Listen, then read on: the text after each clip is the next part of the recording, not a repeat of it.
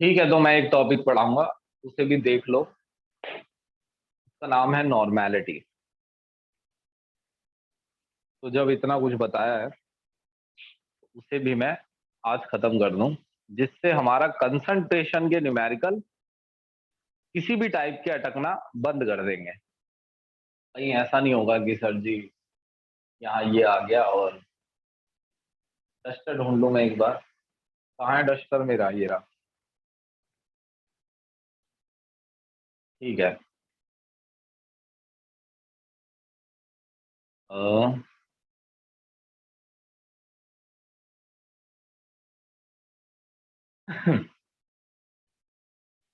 देखो,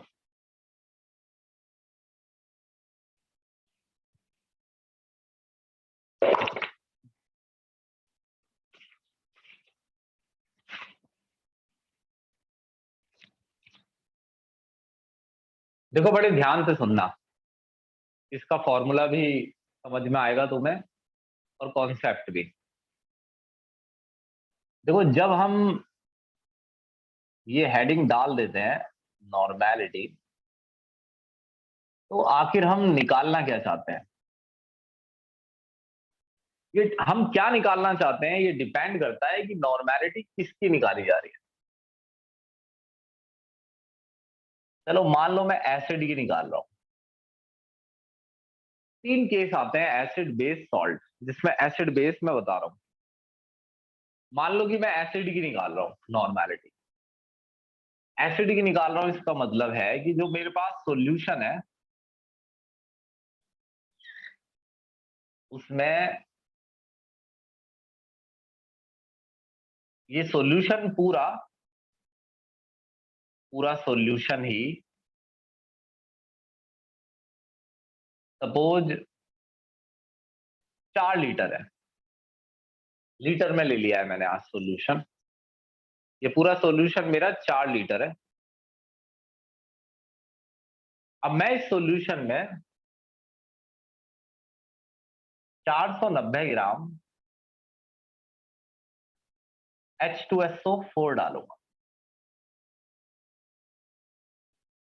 इसमें मतलब मेरे को एक चीज समझ में आ गई कि नॉर्मेलिटी निकालने के लिए एक तो मास ऑफ सोल्यूट चाहिए, और एक वॉल्यूम ऑफ सॉल्यूशन। वही दो चीजें जो मोलैरिटी में चाहिए होती। अब देखिए, इससे आसानी से मोलैरिटी निकल सकती है, और इसी से ही नॉर्मेलिटी निकलेगी।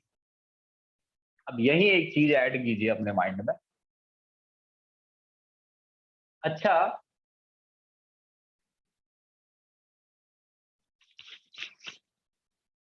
ये जो H2SO4 है,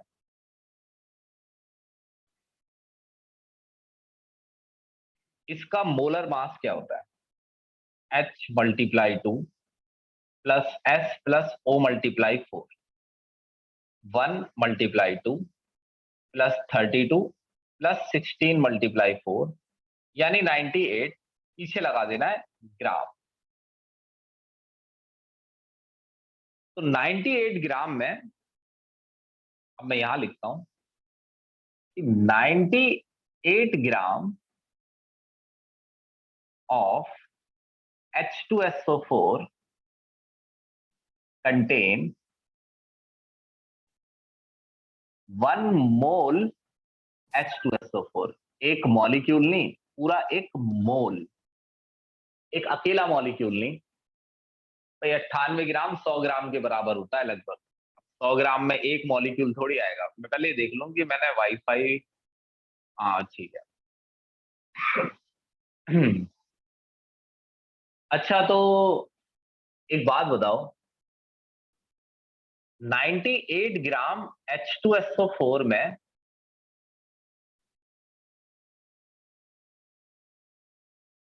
H प्लस आयन कितने हैं? ये बताओ। तुम्हें क्या लगता है कितने H प्लस आयन है? देखो, यहां लिखा है 2। ये बिल्कुल दिमाग में चढ़ जाएगा, देखना कि दिक्कत ही खत्म हो जाएगी। इसका मैं फॉर्मूला बनाऊंगा। फॉर्मूला पहले, कितने H2SO4 है? देखो, इस फॉर्मूले में कितने H2SO4 है? 2। अगर मैं ऐसा एक मॉलिक्यूल लेता हूं तो उसमें जो हाइड्रोजन निकलेंगे यानी H+ निकलेंगे, एक मॉलिक्यूल में दो निकलेंगे। अगर मैं ऐसे 1000 मॉलिक्यूल लूंगा तो 2000 H+ निकलेंगे। अगर ऐसे 1,00,000 मॉलिक्यूल लूंगा तो 2,00,000 H+ निकलेंगे। अगर ऐसे 1 करोड़ मॉलिक्यूल लूंगा तो 2 करोड़ H+ निकलेंगे। तो अगर मैंने 1 मोल H2SO4 लिया है तो 2 मोल H+, 2H+ नहीं बोलना है, 2 मोल H+। ये बात आई समझ में? ये बताओ, फिर चलेंगे आगे। जल्दी बताना कि 98 ग्राम H2SO4 में 2 मोल H+।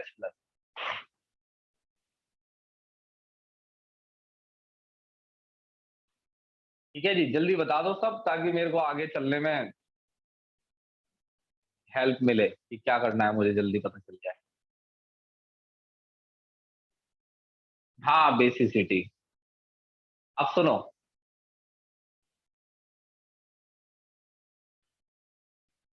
अच्छा तो मैं इस सेंटेंस को रिवर्ट करके लिखता हूं कि 2 मोल H+ अगर आपको चाहिए तो आपको 98 ग्राम H2SO4 चाहिए। देखिए, अगर ये स्टेप समझ नहीं आया ना तो आगे नहीं आएगा कुछ भी समझ। तो अगर मुझे 1 मोल H+ चाहिए हो तो मुझे 98/2 ग्राम H2SO4 लेना पड़ेगा, यानी 49 ग्राम। तो ये जो 49 है, ये एक्चुअली में जो 98/2 है, इसे कहते हैं इक्विवेलेंट मास। Equivalent mass. फिलहाल ये इक्विवेलेंट मास किसका है? एसिड का। तो एसिड का इक्विवेलेंट मास मैंने कैसे निकाला है? इसके लिए मैंने लिखा है मोलर मास 98 ऊपर, नीचे लिखा है बेसिसिटी। अब बेसिसिटी क्या होती है? Number of H+ ion. किसी एसिड में जितने H+ आयन होंगे वो एसिड की बेसिसिटी होती है। एसिड की एसिडिटी नहीं, एसिड की बेसिसिटी। जितने उसके फॉर्मूले में H+ आयन होंगे, जैसे अगर मैं इस फॉर्मूले का इस्तेमाल करके निकालता इक्विवेलेंट मास तो मैं ऐसे निकालता। मैं लिखता मोलर मास 98, बेसिसिटी की जगह मैं लेता 2, सीधा 2 लिखता, 49 आता, पीछे ग्राम लगाता। तो इसका मतलब इक्विवेलेंट मास क्या होता है? वो मास जिसमें 1 मोल H+ आयन हो। पढ़ो इस लाइन को हिंदी में। वो मास जिसमें 1 मोल H+ आयन हो।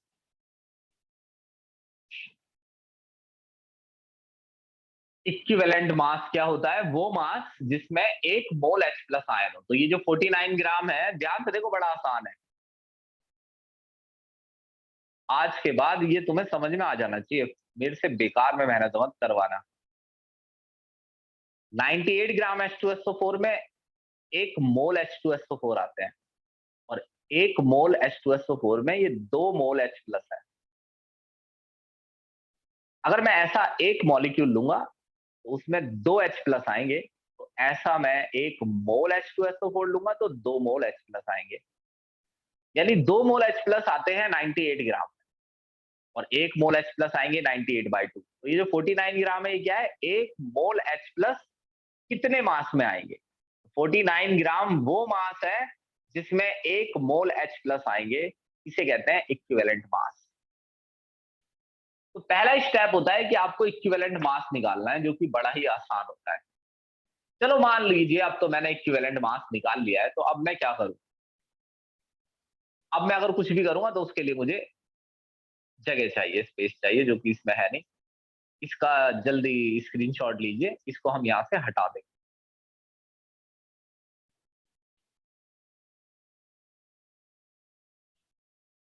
ठीक है, तो बच्चों ने इक्विवेलेंट मास तो निकाल लिया,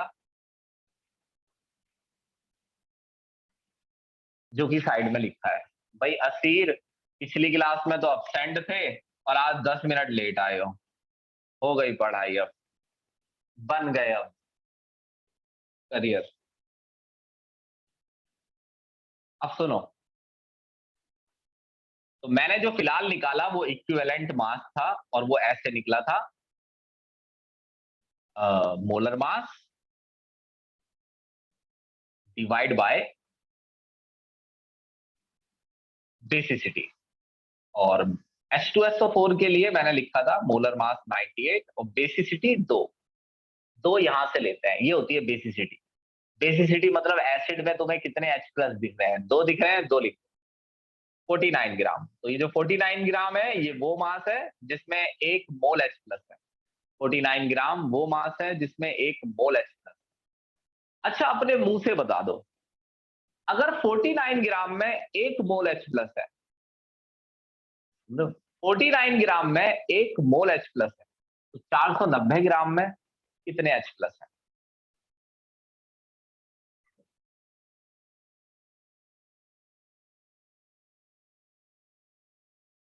बताओ जल्दी।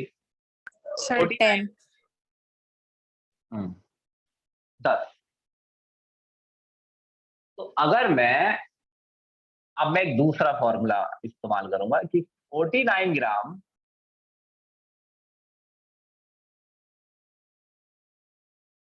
H2SO4 कंटेन 1 मोल H प्लस। देखो ये मेरा तो स्टाइल ही अलग है किसी भी बात को समझाने का, तो ये थोड़ा बहुत मैं इसे लिखूंगा, उसके बाद ये फॉर्मूला बन जाए। 1 ग्राम H2SO4 में कितने H प्लस आयन है? 1/49 मोल H प्लस। तो कितना H प्लस आयन H2SO4 है? 490 ग्राम H2SO4 में 1/49 मल्टीप्लाई 490 मोल H प्लस है, तो ये आ गया आपका 10 मोल। 10 मोल H प्लस है। फिर से लिख देता हूं, 490 ग्राम H2SO4 कंटेन 10 मोल H प्लस। तो ये जो है, इसको कहते हैं gram equivalent. Gram equivalent. Gram equivalent क्या बताता है? ग्राम इक्विवेलेंट में मैंने ऊपर लिखा है 490 ग्राम और नीचे लिखा है 49। तो मतलब गिवन मास में कितने H प्लस आयन?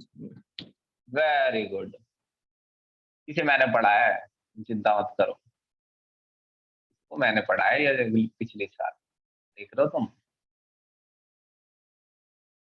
10 मोल H प्लस, है ना? तो ये फॉर्मूला क्या है? 490 क्या है? Given mass. 49 क्या है? Equivalent mass. ऐसा करने से निकलता है ग्राम इक्विवेलेंट। तो ग्राम इक्विवेलेंट क्या होता है? एसिड के गिवन मास में कितने H प्लस आयन है, कितने मोल H प्लस आयन है। मिक्स मत कर लेना सब कुछ। 10 मोल है जी। अब सुनो, अभी तक जो मैंने निकाला है वो मैंने ये निकाला है कि 490 ग्राम H2SO4 में कितने मोल H प्लस आयन है। 490 ग्राम H2SO4 में कितने मोल H प्लस आयन। मैंने पहले तो निकाला 49 में 1 मोल आता है, 490 में 10 मोल। जब हम ग्राम इक्विवेलेंट निकालते हैं तो उसका आंसर आया 10 मोल। तो 10 मोल क्या है? H plus ion. ये है ग्राम इक्विवेलेंट।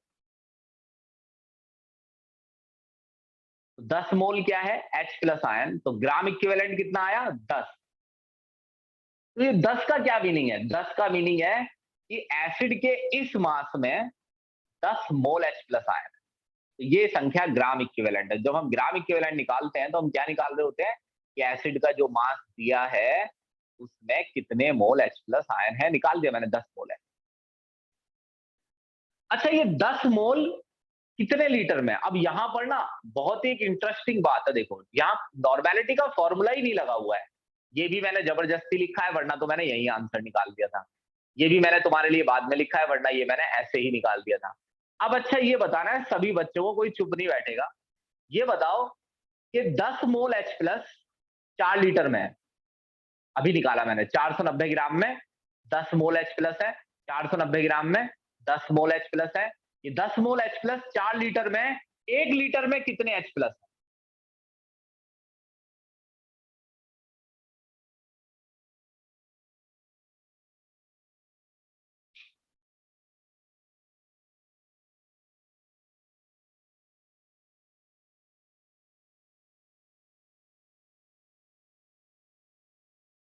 सर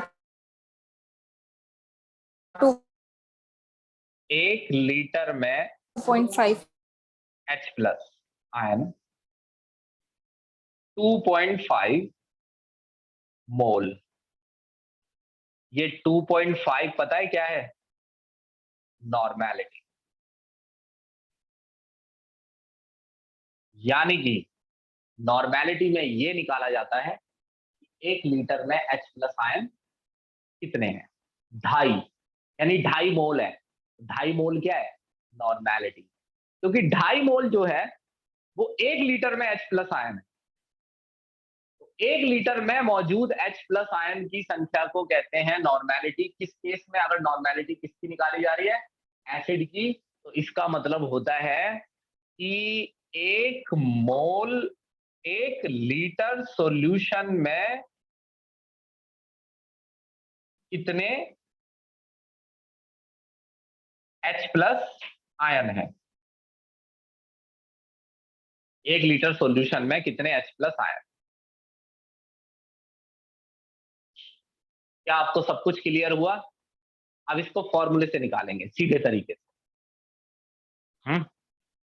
यानी कि जब हमसे कोई कहेगा कि नॉर्मेलिटी निकालिए, तो नॉर्मेलिटी निकालने का मतलब होगा कि 1 लीटर में कितने H प्लस आयन है। ठीक, हाँ बंद कर दो, पंखा तो जला दूं। ओ इसका स्क्रीनशॉट लो।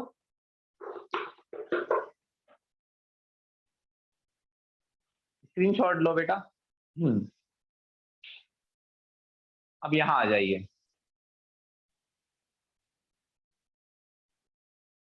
अब ये हिंदुस्तान के इतिहास में नॉर्मेलिटी को सबसे इजी कर दिया गया है हमने अपने बोर्ड पर।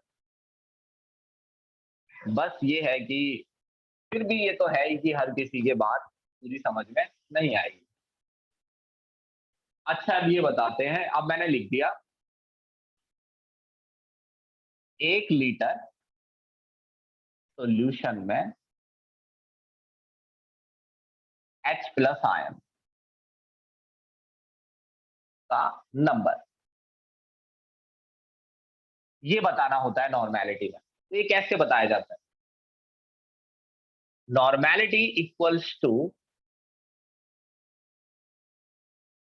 नंबर ऑफ ग्राम इक्विवेलेंट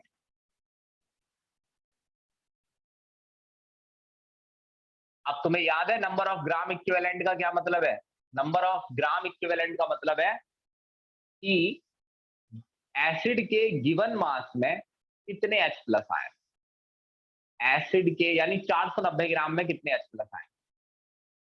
अगर मेरे से कोई कहता है नंबर ऑफ ग्राम इक्विवेलेंट निकालो, वो मेरे से कह रहा है 490 फिक्स थोड़ी है, ये तो बदलता रहेगा ना 490। फिलहाल 490 ग्राम H2SO4 में कितने H प्लस आयन है? 490 ग्राम H2SO4 में कितने H प्लस आयन?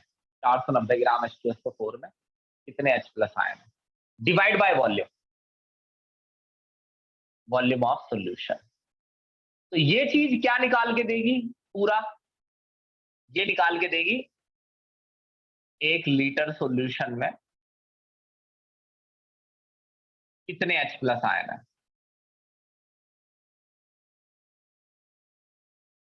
ठीक है। अब ग्राम इक्विवेलेंट कैसे निकाले थे मैंने? ग्राम इक्विवेलेंट निकालने के लिए मैंने लिखा था गिवन मास, तो given mass upon molar mass multiply basis. Given mass divide by equivalent mass.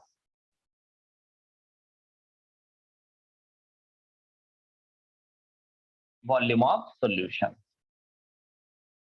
तो ये जो पूरा होता है, मार्कर लूं अब पतला वाला, इसमें इंक ना खत्म हो जाती है एकदम से। वॉल्यूम ऑफ सॉल्यूशन मतलब वो पूरी डिग्री खत्म हो जाती है। जो वॉल्यूम, ये जो हिस्सा है देखो, ये हिस्सा, ये पूरा हिस्सा निकालता है कि ये 490 ग्राम H2SO4 में कितने H प्लस आए। ये अकेला निकालता है इक्विवेलेंट मास का मतलब है, अकेले इक्विवेलेंट मास का मतलब है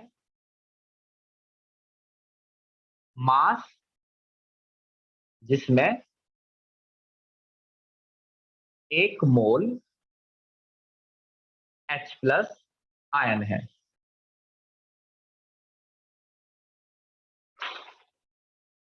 अब इसका फॉर्मूला ऐसे चेंज हो जाएगा, given mass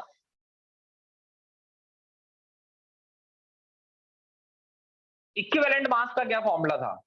molar mass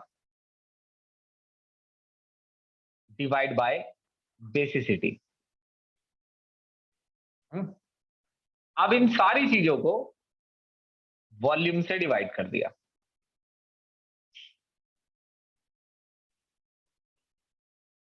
in litre. अब ये फॉर्मूला ऐसे लिखा जा सकता है, ग्राम गिवन मास डिवाइड बाय, अब ये जो मोलर मास है इसे नीचे ले लो, इतनी तो मैथ जानते हो यार तुम। इस मोलर मास को नीचे ले लो, बेसिसिटी ऊपर चली जाएगी। अबे देखना, molar mass divide by basicity, तो मोलर मास बेसिसिटी ऊपर चला जाएगा, multiply volume of solution in litre. तो आप मुझे फाइनली एक बात बताएंगे, झूठ नहीं सच, ये फॉर्मूला कहां से आया? इतना तो समझ में आ गया? Yes sir. अभी बता दो भाई, ये फॉर्मूला कहां से आया, ये समझ में आ गया? अगर नहीं आया तो बोल के पूछो।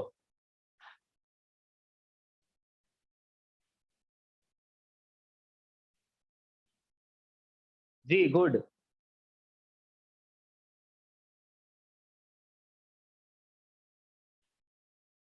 ये तो बड़ा आसान हो गया, इतना हिस्सा तो मोलैरिटी है।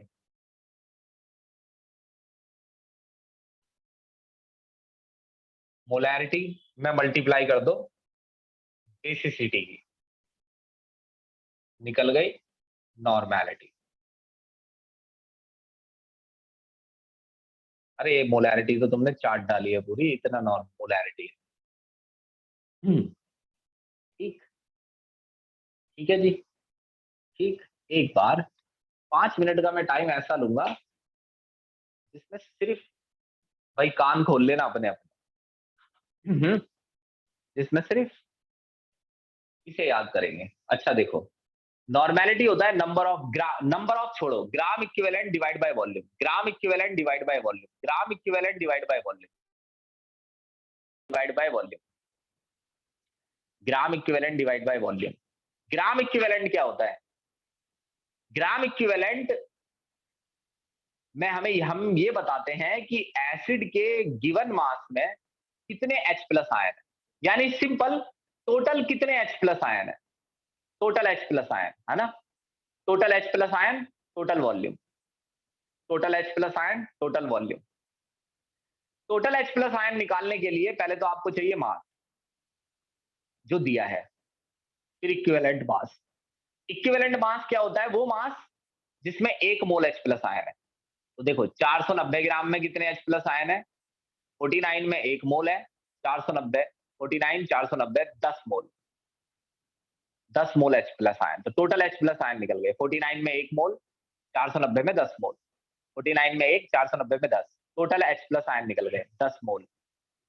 अब वॉल्यूम था सॉल्यूशन का 4 लीटर, 10/4, 10/4, 10 मोल थे 4 लीटर में, 1 लीटर में 2.5 मोल। तो यह आ गया आपका, यहां से निकालता हूं पहले, 10 मोल H plus divide by 4 litre, 2.5 normal, पीछे लगाना है क्या, normal solution, 2.5 normal solution, 2.5 normal solution, gram equivalent divide by volume, gram equivalent divide by volume. तो अब मैं एक छोटा सा, ये तो टॉपिक तो गया ही है, अब इसे नहीं बचा सकता कोई भी। अब एक छोटा सा खेल करेंगे, है ना, जिसमें आप मेरा साथ देंगे, जिसमें हम बोर भी नहीं होंगे। मैं जिस चीज पे उंगली रखूंगा तुम बताओगे कि वो चीज क्या है। ठीक है जी, स्क्रीनशॉट ले लो, क्योंकि मैं ये चीजें मिटा दूंगा जो इसमें लिखा है, जो जो चीजें बता रही हैं कि वो चीज क्या है। बिल्कुल याद कर लो, नॉर्मेलिटी आ जानी चाहिए, जो मेहनत जो मैंने करी है ये वेस्ट नहीं जानी चाहिए।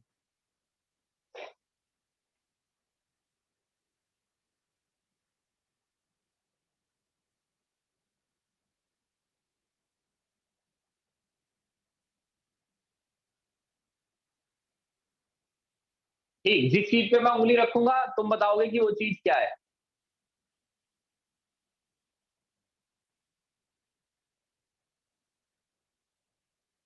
ठीक है,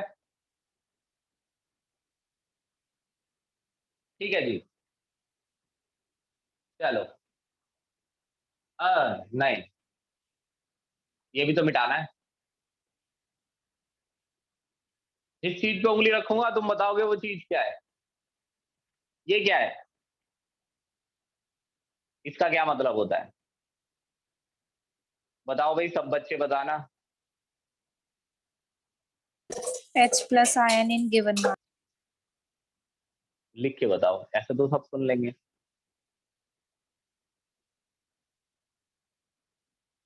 जी मुदिता,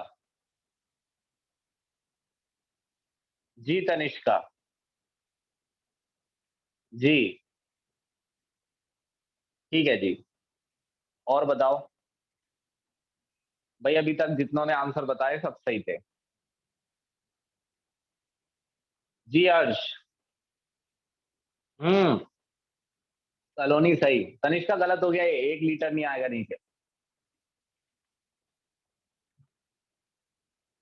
सिर्फ इतना हिस्सा पूछा है, ये नहीं। ठीक है जी, इक्विवेलेंट मास क्या चीज होती है, बताओ भाई, याद करना है यहीं पर ही, घर का काम नहीं छोड़ना है, ऐसा मान लो। चलो, इक्विवेलेंट मास क्या चीज होती है। सर 1 मोल H प्लस कितने में होंगे? हम्म, 1 मोल H प्लस आयन कितने मास में होंगे। तो ये मास है, ये भी मास है, मगर इनको डिवाइड करने पे मास नहीं निकलता है। क्या इनको डिवाइड करने पे मास निकलता है, वैसे अक्सर मास को मास से डिवाइड करने पे मास आ जाता है, लेकिन मास नहीं निकलता है, इसको डिवाइड करने पर निकलेगा number sir of moles gram of equivalent. Plus, gram equivalent जिसे बोलते हैं। अब ये वॉल्यूम ऑफ सॉल्यूशन है। अब एक फाइनल आंसर, बस मैं इतना पूछता हूं कि क्या मतलब होता है नॉर्मेलिटी निकालने का। लिख दो भाई सब बच्चे, नॉर्मेलिटी निकालने का क्या मतलब है। भाई प्रियांशु कोई आंसर नहीं बोलते हो। सर नॉर्मेलिटी ठीक का है, मतलब है कि 1 लीटर सॉल्यूशन में कितने ग्राम इक्विवेलेंट होंगे। ठीक, जतिन इतना होशियार है कि जतिन को जरूरत ही नहीं है कुछ भी बताने की। भाई बाकी बच्चे बताओ, तुम इसकी बातों में मत जाओ, ये तो झूठ बोल रहा है। जॉयस गुड, भाई रशनीत बढ़िया, सृष्टि गुड, एक नंबर। ठीक है जी, तो ठीक है, ये नॉर्मेलिटी है। अब सुनिए, तो मैं एक क्वेश्चन करता हूँ, क्वेश्चन देता हूँ मैं, मतलब लिखता हूँ और मैं उस क्वेश्चन को करके दिखाता हूँ। सुनना मेरी बात ध्यान से, बड़े स्क्रीनशॉट लो।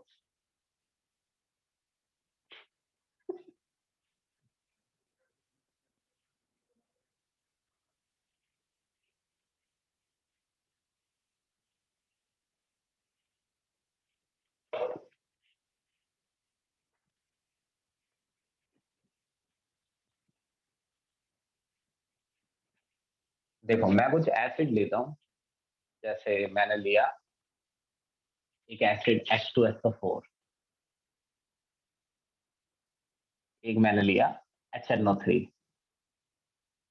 एक मैंने लिया HCl, एक मैंने लिया H3PO4। इसका मास गिवन था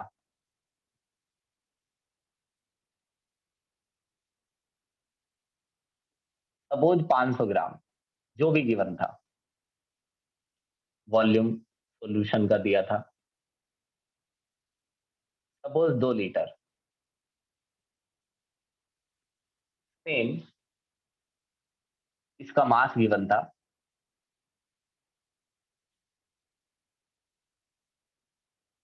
315 ग्राम, जो भी कुछ भी ले लिया, ले रहा हूं मैं तो। वॉल्यूम सॉल्यूशन का 5 लीटर, इसका मास गिवन था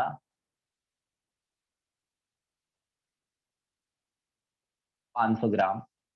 वॉल्यूम सॉल्यूशन का 4.5 लीटर, जो भी हो। इसका मास गिवन था 900 ग्राम। वॉल्यूम सॉल्यूशन का 5 लीटर। कुछ भी लिख रहा हूं मैं अपनी मर्जी से। इसकी मोलैरिटी निकाली,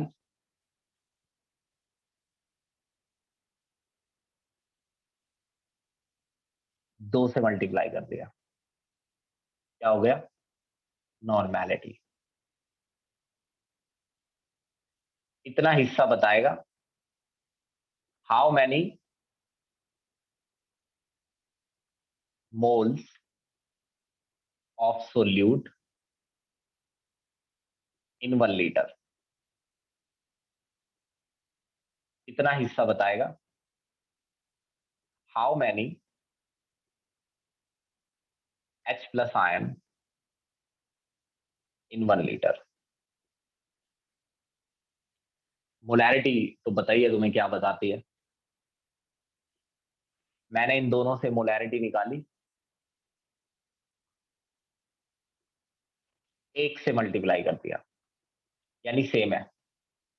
इसकी मोलैरिटी और नॉर्मेलिटी सेम है। मैंने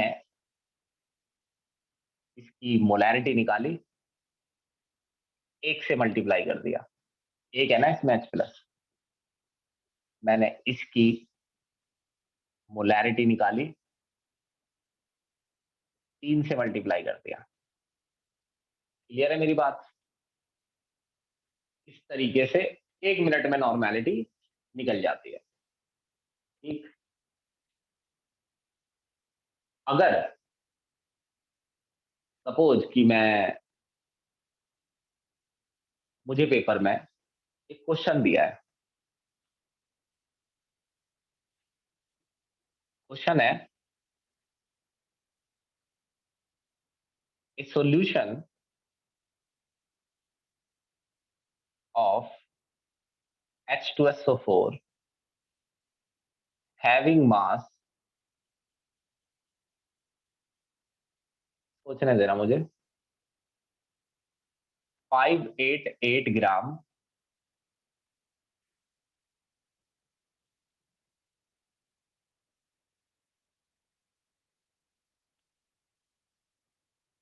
a solution of H2SO4 contain 588 gram of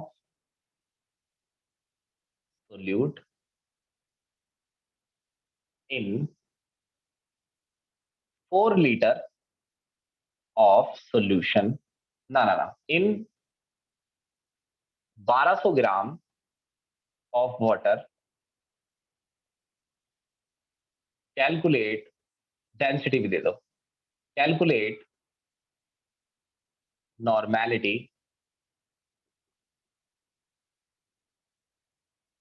if density is 1.3 ग्राम पर ml। अच्छा, इस सॉल्यूशन में मास दिया है सोल्यूट का इस क्वेश्चन में और सॉल्वेंट का, यानी ये साफ साफ दिख रहा है कि इसमें वॉल्यूम नहीं दिया है। सर इसमें प्लस करके सॉल्यूशन का मास आ जाएगा, फिर डेंसिटी से हाँ। वॉल्यूम निकाल देंगे, फिर मोलैरिटी और उसे बेसिस को मल्टीप्लाई कर देंगे। गुड। इसमें एक सीधी सी बात ये हो गई कि बच्चे ने बताया कि देखिए सर, जब डेंसिटी दी है तो मास बाय वॉल्यूम कर दो। डेंसिटी दी है आपको 1.3 ग्राम पर ml, मास 1200 और 588, 1788 ग्राम। सर वॉल्यूम फाइंड कर लो। Volume 1788 divide by 1.3 ml। और अगर वॉल्यूम निकल गया तो मैं निकालूंगा मोलैरिटी। मोलैरिटी निकालने के लिए मैं लिखूंगा mass of solute, molar mass इसका H2SO4 का 98, वॉल्यूम 1788 डिवाइड बाय 1.3, यहां लगाऊंगा लीटर, मल्टीप्लाई करूंगा 1000 से। जो भी मेरी मोलैरिटी आएगी उस मोलैरिटी में एसिड का फॉर्मूला देखूंगा, 2 लिखा है, 2 से मल्टीप्लाई करूंगा, बाहर फेंक दूंगा निकाल के नॉर्मेलिटी। क्लियर है ये बात आपको? यानी कि जरूरी नहीं है कि जैसे हम मोलैरिटी मास परसेंटेज में डेंसिटी का इस्तेमाल करते थे कन्वर्जन के लिए, तो ऐसे ही टर्म जो दे रखी है वो दे रखी है निकालने के लिए ये कि इससे मोलैलिटी निकले। बच्चा मोलैलिटी निकाले या मोलैरिटी, क्योंकि मोलैरिटी निकलती तो मल्टीप्लाई करके नॉर्मेलिटी कर भी लेते। अब इससे निकल रही है मोलैलिटी, तो मोलैलिटी निकालने से अच्छा है कि आप मास का इंतजाम करके वॉल्यूम पहले कैलकुलेट कर लीजिए और वॉल्यूम से फिर मोलैरिटी और 2 से मल्टीप्लाई करके नॉर्मेलिटी। लेकिन कभी भी नॉर्मेलिटी के फॉर्मूले को मत भूलिए। अब एक चीज देखिए, इसको स्क्रीनशॉट लीजिए इसका।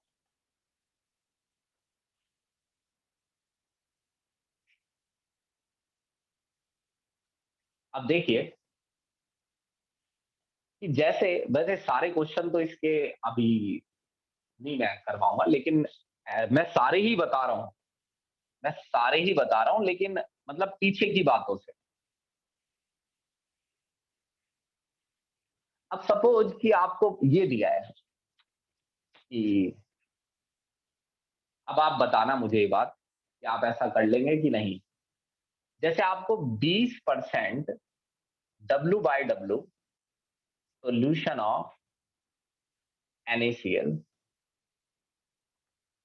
having density 1.3 ग्राम पर ml दिया है, तो हमने क्या सीखा है कि इससे हम ये निकाल लेते हैं कि मोलैरिटी क्या है। हम इससे ये भी निकाल लेते हैं कि मोलैलिटी क्या है। हम इससे ये भी निकाल लेते हैं कि ppm क्या है। हम इससे ये भी निकाल लेते हैं कि मोल फ्रैक्शन क्या है।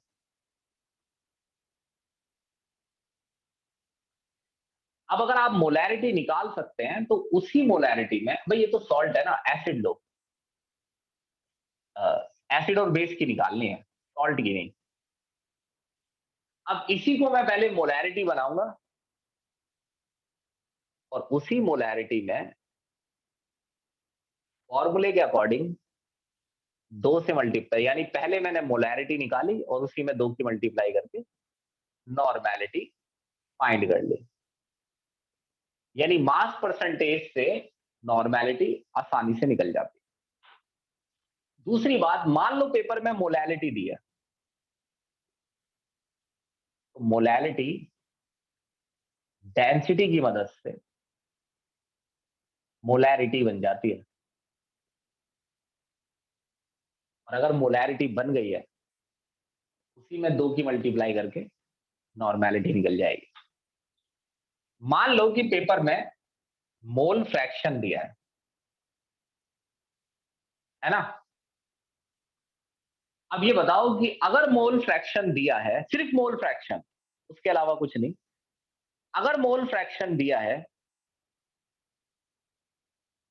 तो नॉर्मेलिटी तक पहुंचने के लिए तुम इन तीनों में से क्या निकालोगे पहले?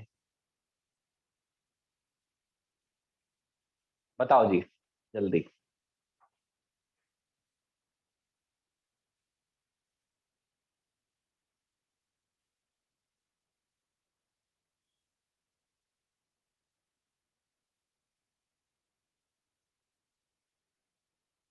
हम्म।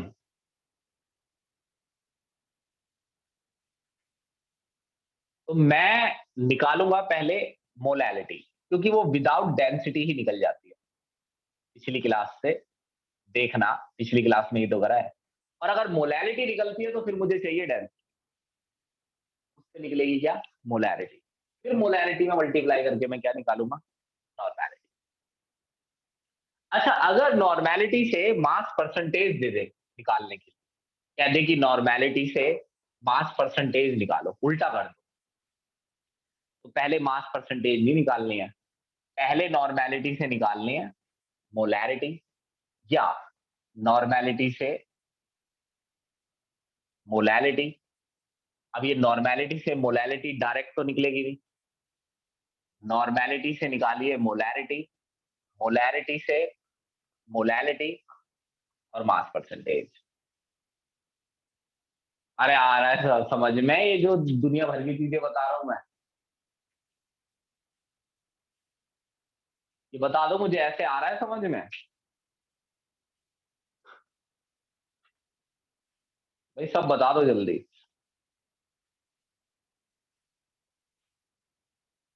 ठीक। अब एक क्वेश्चन करके दिखा रहा हूं मैं। जी गुड। तो ये जरा ऐसा है कि तुम्हारे ही बैच में पढ़ाया है मैंने ये, अब जो दूसरे बैच है उनमें नहीं मैं पढ़ा हूँ, जेल से दिया बच्चे से इतनी जल्दी। तो ये है, देखिए इसके लिए कहीं ऐसा नहीं है, इन चीजों के लाखों रुपए ले लेते हैं बच्चों से, इसके लिए ऐसा नहीं कि कहीं जाने की जरूरत है। जैसे मैं एनसीईआरटी पढ़ाता हूँ ना, जैसे मैं ये पढ़ाता हूँ, फिलहाल तो मैं एनसीईआरटी पढ़ा रहा हूँ, वैसे ही मैं कंपटीशन में कुछ भी पढ़ा देता हूँ, उसमें कोई कहीं जाने की जरूरत नहीं है। जो पढ़ते हैं उनको पता चल जाता है कि सर क्या पढ़ा रहे हैं, जो नहीं पढ़ते उनको लगता है नहीं यार वो फलानी जगह है ना, मैं वहां चला जाता हूँ, विदेश में है, उसके लिए कहीं जाने की जरूरत नहीं होती है, मैं वैसे ही सब कुछ बता देता हूँ। अब इसे मिटा रहा हूँ मैं, स्क्रीनशॉट लो इसका।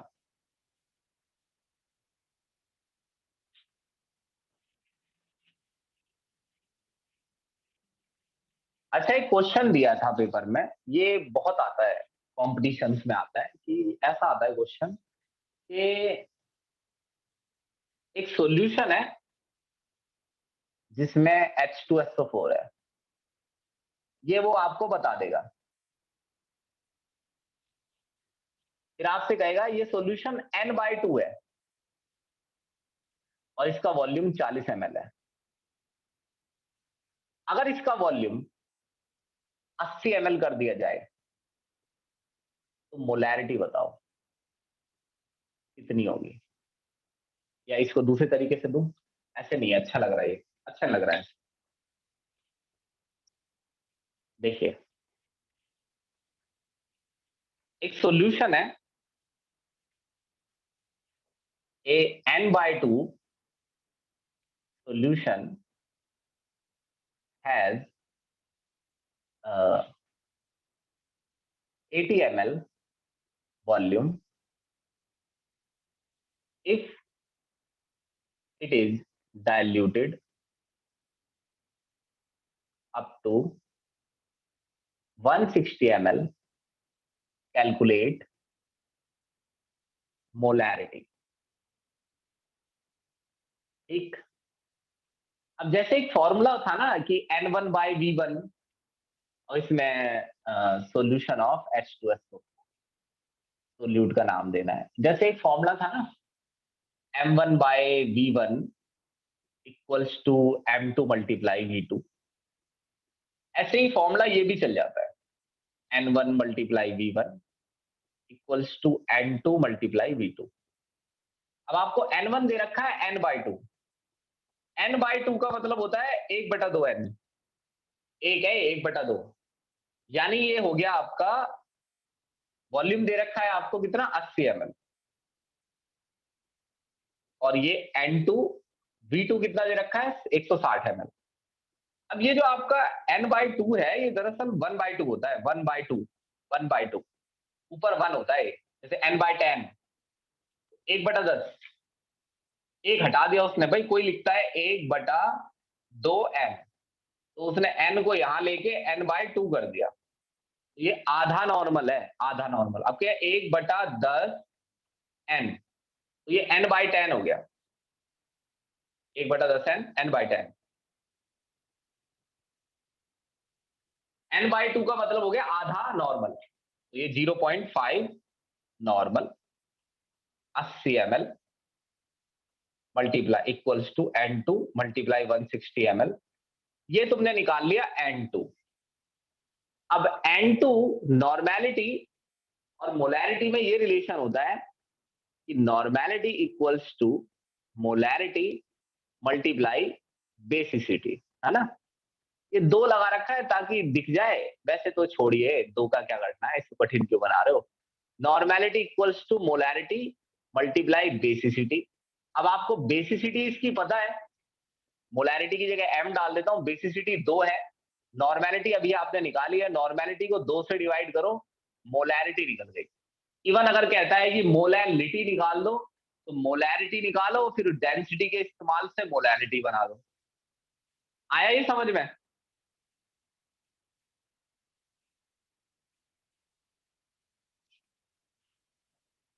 बस ये फाइनल चीज है। अब बताओ, फिर एक दो मतलब नॉर्मेलिटी के एक कंसेप्ट और बता दे। ठीक है। अब देखो बेस के केस में ये कैसी आती है, बेस के केस में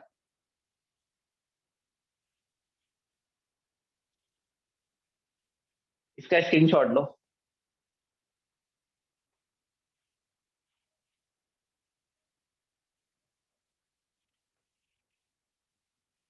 अब बेस के केस में नॉर्मेलिटी कैसे आती है, पता है तुम्हारे प्राइवेट स्कूलों में इसके क्वेश्चन आएंगे, प्री बोर्ड में भी आ जाएंगे नॉर्मेलिटी के। सर पढ़ाया तो है नहीं है स्कूल में। आ जाता है प्राइवेट स्कूल में, इसीलिए तो मैंने पढ़ा है, कई एकेडमी में भी पढ़ा रहे हैं। पढ़ाता नहीं था ना तो बच्चे बाद में 2-3 महीने बाद परेशान करने लगते थे कि हमारी टीचर नॉर्मेलिटी करा रही है। पढ़ा दिया मैंने, इसकी रिकॉर्डिंग भी है, ट्राई तो देख लेना। बाकी ये 3-4 दिन चल जाता है अगर चलाएं तो, मतलब मजा से ही आ जाता है उसमें कि क्या क्या चीज है। एसिड के केस में normality equals to molarity multiply basicity. Suppose आपका एसिड है H3PO4, तो ये 3 मल्टीप्लाई 3। बेस के केस में जैसे सपोज आपका बेस है CaOH2, बहुत अच्छा बेस तो नहीं है लेकिन चलेगा, normality equals to molarity multiply acidity. इसकी एसिडिटी है 2, 2 OH है ना इसमें, कितने OH है 2 OH है। सॉल्ट के केस में जैसे सॉल्ट है आपका कॉपर सल्फेट, सॉल्ट ही हो, कार्बन डाइऑक्साइड ना हो। सॉल्ट के केस में normality equals to molarity multiply oxidation number. Oxidation number किसका? मेटल का। कितना है? +2। ठीक।